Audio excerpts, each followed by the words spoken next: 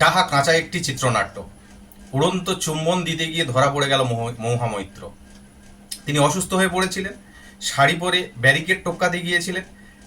তারপরে দেখা গেল তিনি অজ্ঞান হয়ে পড়ে গেলেন, জ্ঞান হারালেন।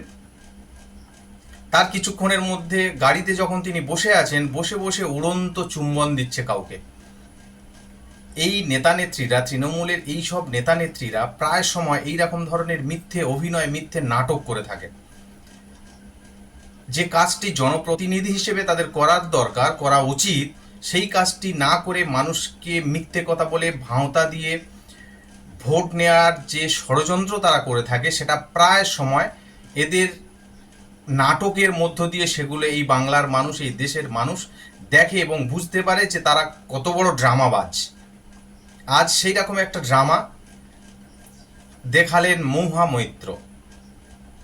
তিনি বাসে বসে হেলান দিয়ে দিয়ে উড়ন্ত চুম্বন দিচ্ছে কোনো একজনকে। সেটাই রাজ্যের মানুষ দেখলো। যেটা করার দরকার, জনপ্রতিনিধি হিসেবে যে কাজটা করার দরকার, সেটা আপনারা করুন। কিছুদিন আগে আপনারা নিশ্চয়ই শুনেছেন, রচনা ব্যানার্জি পার্লামেন্টে যেতে পারছে না, সংসদে উপস্থিত হতে পারছে না, কারণ তিনি দিদি নাম্বার 1 করেন বলে তিনি বলছেন যে তার এইসব কাজ থাকে, তাই তিনি যেতে পারেন না। এই বাংলার মানুষ একবার ভেবেছেন যে কাকে পাঠিয়েছেন আপনারা সংসদে?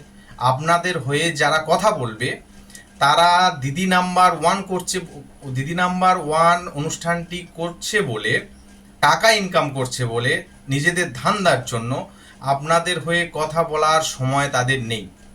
এদেরকেই আপনারা ভোট দিয়ে জিতিয়েছেন আপনাদের হয়ে, যাতে করে আপনারা ভেবেছিলেন যে আপনাদের সুখ দুঃখের কথা সংসদে গিয়ে বলবে, কিন্তু না, তারা শুধু নিজেদের কথা ভাবে, সাধারণ মানুষের কথা ভাবে না।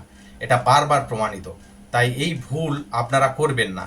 যেসব জনপ্রতিনিধি আপনাদের সুখ দুঃখের কথা বলবে, আপনাদের সুখ দুঃখের সময়ে পাশে থাকবে, তাদেরকেই জিতিয়ে আনুন, তাদেরকেই ভোট দিন, সেই দলকে জিতিয়ে আনুন। এই তৃণমূল কংগ্রেসকে বর্জন করুন 2026-এ। তাহলে আপনারা ভালো থাকবেন, সুস্থ থাকবেন, নিশ্চিন্তে নিরাপদে এই রাজ্যে বসবাস করতে পারবেন।